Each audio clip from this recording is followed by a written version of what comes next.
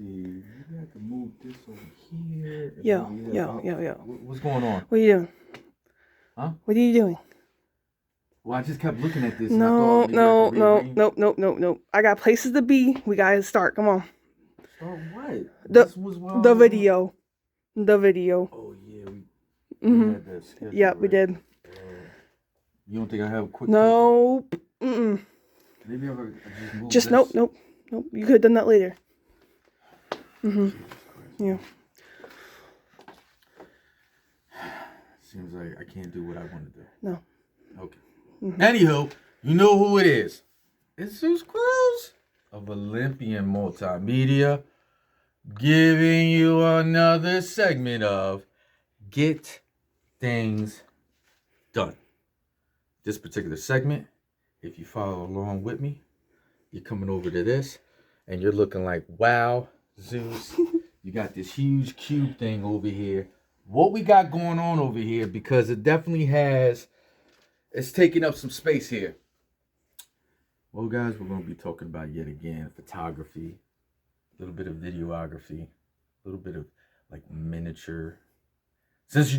That's what we're known for, courtesy of the person behind the camera, Nani the artist.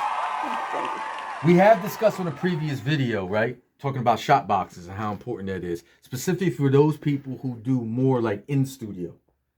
Yes, you could do miniature photography and videography by picking some cool sceneries outdoors, right?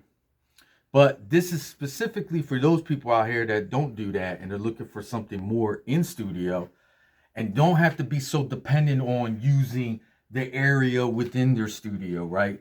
To find some different places in order to like create their sets. They want something a little bit more confined. Well, bam, this is it right here. This is a new acquisition for Olympian. This is the Neewer. We talk about Neewer a lot. Love their products. They finally put out their own version of a shot box, right? So let's talk about it. Neat thing about this is it ain't much to talk about.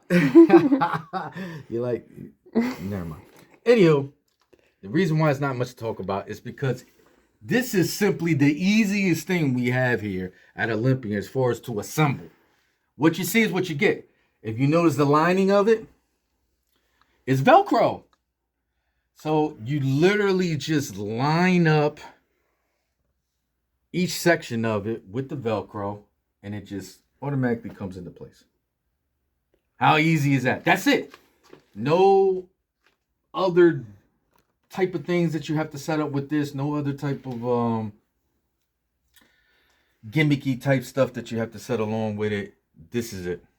And the neat thing about it is too is that it's pretty obvious to see it's portable, right? So you can take it apart. And if you wanted to put it to a different section of your studio, or you're happy to take it with you to somewhere else, you can easily take it down, put it back together. All right. If you notice on the front, it has a flap. Again, everything's Velcro. And as you can see, you can put your camera through here, and then you could just have a straight shot into whatever set or whatever model, whatever that you have set up within the box. You can line it up accordingly. You can even use the type of rigging where you can have your camera on a swivel. And I have pretty decent sized hands, as you can see. And if you notice, I still have the flexibility to go ahead and use it, right? And do multiple angles with the camera. If you wanted to take overhead shots, we have a flap right on the top. So you pull the flap back, and then you can have your camera set up on a tripod on the side and have the camera come through here, and you could take some really cool overhead shots, which is fantastic, right? Then we take it a step further. Yes, guys, you can take apart the front. It will be obvious because you have to create the set, right? It'd be tough if you had to do it through that hole. So you take it down, and now you see, voila, what we have. Just a huge amount of spacing, which is like freaking phenomenal. And this is such a beautiful thing for us. Again, we talked about it in the previous video, the other type of shot box that we had. It was great. no doubt about it. But the area was killing us. It created, it became difficult for us because when we're building the set, everything started becoming a little bit congested. And we couldn't really fine tune the set to really add the different things that we wanted to because we're lacking in space, right? As you can see, you have so much space to utilize. The base of it is waterproof. So if you're going to build a set that involves some type of liquid, it's going to be easy to clean up. This is waterproof. Material is very smooth. Understand though that it's very thin in material. So just keep that in mind as you're building your set. There's the possibility of you having some sharp edges on some of the materials that you use to build your set. You could cut into this material. It's also the difference between this one and the previous one that we talked about. The previous one was made out of plastic. And then it had squares cut out from the top that allow you to hang things, right? Unfortunately, for here, you're not going to have that luxury. Too much weight on this is just going to make the whole box collapse. So if you're looking toward that route where your sets are going to be a lot of like different things that's going to be hanging, this is not going to be for you, right? But the great thing is, if we look over here, this is another great selling point that outdid the other one. The other shop box that we talked about did come with backdrops, solid color backdrops, right? But they were so small in nature that it really didn't cover the entire area along the walls of each side. So me and Nani will have to like scramble our brains here to figure out what we can do, because we're trying to utilize every amount of space that was within the box. So it turned into a tough thing, right? Look how big these backdrops are. And the cool thing is they give you 4 colors: black, blue, white, and yellow. And they seem pretty vibrant, pretty solid colors, right? And the beautiful thing is it covers the entire area, including the walls.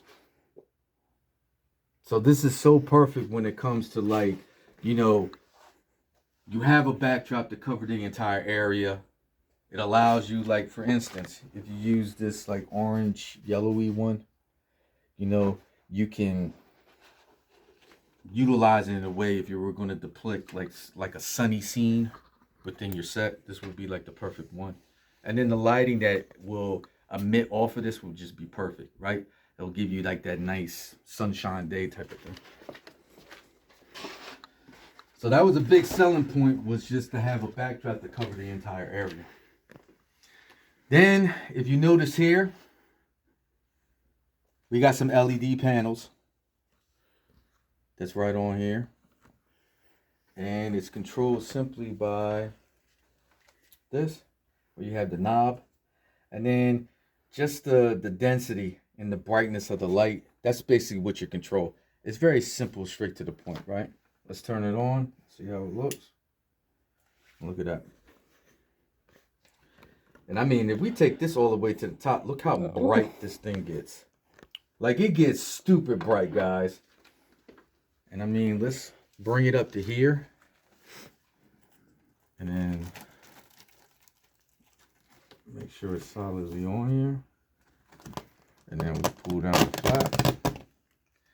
And if you look inside, look how bright that is. Look at the clarity that's in there. And this is where this shines way over than the other shot box that we talked about. It's a tough gig with the plastic, because at times, you guys will know, glare comes off the plastic. You notice that a lot with any kind of plastic products. And if it's within a light, like the certain angle in the light, it's just a nasty glare that comes off of that. And that was a problem that we went into with the last one. Here, there's no glare. You just notice the amount of clarity within there. And then you notice how bright that it gets. So you can have it as low as you want or as bright as you want, which is truly phenomenal. As for me right now, I'm going to dial this back a little bit. See, you could bring some soft lighting into it. And then you want to put additional light fixtures in here, especially if you're going to inject different type of colors. This will be perfect. Look at the lighting that's radiating off of it. It'd be so perfect when you're just trying to add like different colors into it, right? Like you're just trying to create that spectrum. And then if you're looking for something like stupid bright, where you want kind of like that emphasis on that, and have that shine that goes onto your set, obviously you can raise it up. This is great too if you're utilizing something like this, smaller sets like these, where you have the simple platform, you have some buildings to create like a backdrop, and then you have the rigging on there to put like an action figure of some sort. Again, look at the amount of spacing that you would have if you had like a few of these set up, where you could create like this cool action scene, right? Which is like, would be pretty innovative. Also too, you will have enough setting. We got an example of it right in there.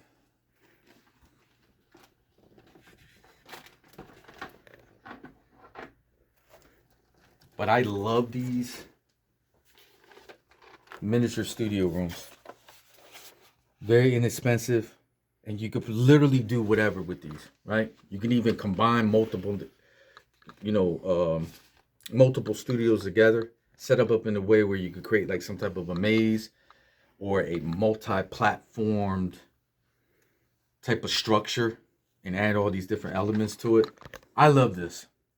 I mean, to me, this is like just simple. They snap together, easy to use, and then you can adapt it and shift it, makeshift it the way you see fit to fit your set, to create your set. Then also too, I can't speak enough of this. Using these magnetic shapes, these are phenomenal.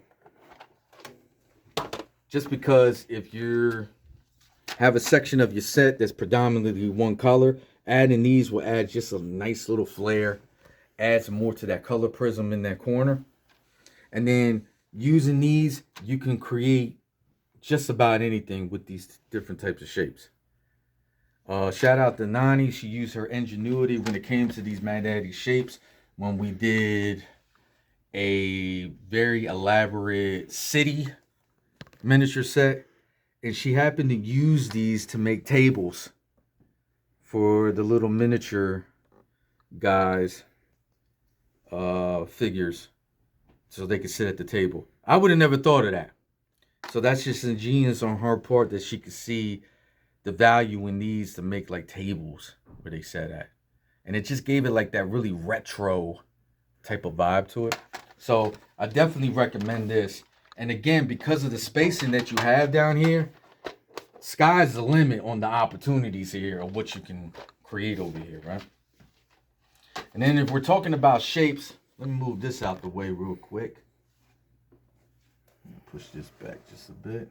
If we're talking about shapes, especially if you're going to use this to model like different types of items, different types of products, look at the amount of spacing that you have to utilize these different types of platforms. Right?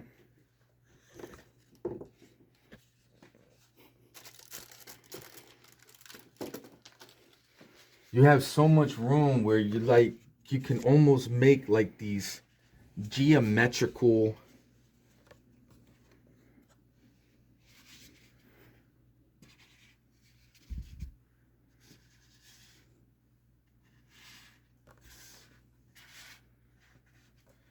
you can also make like these different geometrical type sets and leave it as is, or obviously have different displays on each one of these platforms. But look at the amount of spacing that you have that where you could put all of these in place.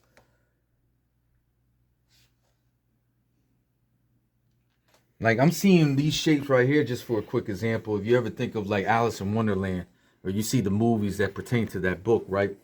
Like the one Johnny Depp were in, right?